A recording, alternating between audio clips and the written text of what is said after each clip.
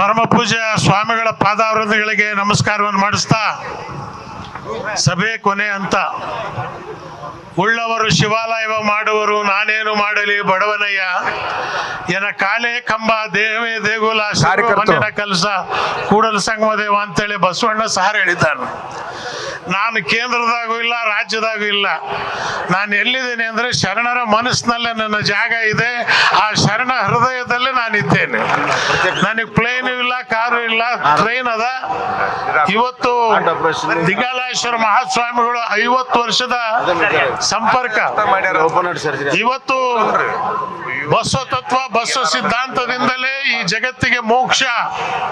ಅದು ಒಂದೇ ಒಂದು ನಮ್ಗಿರ್ತಕ್ಕಂಥ ಭಾರತಕ್ಕೆ ಬಸವಣ್ಣವರು ತೋರಿಸ್ಕೊಟ್ಟಿರ್ತಕ್ಕಂಥ ಮಹಾ ಒಂದು ದಾರಿಯನ್ನ ದಿಂಗಾಲೇಶ್ವರ ಮಹಾಸ್ವಾಮಿಗಳು ಮಾಡ್ಕೊಂಡು ಬಂದಿದ್ದಾರೆ. 3000 ಮಠದ ಪರಮ ಪೂಜ್ಯ ಸ್ವಾಮಿಗಳಿದ್ದಾರೆ. ಇವತ್ತು ನನ್ನ ಹೆಸರು ಇದ್ರಾಗಿಲ್ಲ, ಆದ್ರೂ ಸ್ವಾಮಿಗಳು ಕರೆದಾಗ ನಾನು ಹೇಳಿದೆ ಪ್ರಭು ಚಿತ್ತ. ಕಾರಣ ಇವತ್ತು ನನ್ನ ದೇಹದಲ್ಲಿ ದಾಸೋಹದ ಕಾಳುಗಳು ಇದ್ದಾವೆ. ಸಿರಿಗೆರೆ ಮಠದಲ್ಲಿ ಓದಿರ್ತಕ್ಕಂಥವ್ರು ನಾನು.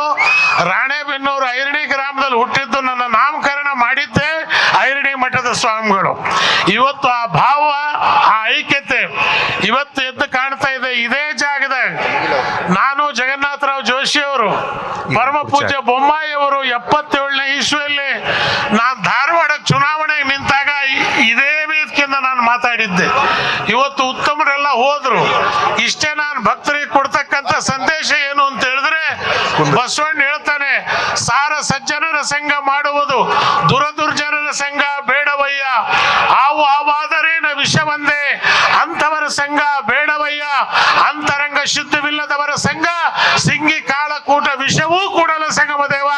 12ನೇ ಶತಮಾನದಲ್ಲಿ ಬಸವಣ್ಣ ಸಾರ್ ಹೇಳಿದ್ದಾನೆ. ದಿಂಗಾಲೇಶ್ವರರ ಇದೇ ಫಕೀರ ಮತ್ತು ಸ್ವಾಮಿ ಹಿಂದೂ ಮುಸ್ಲಿಂ ಹೆಸರಿನಲ್ಲೇ ಸಂಗಮ ಆಗಿದೆ.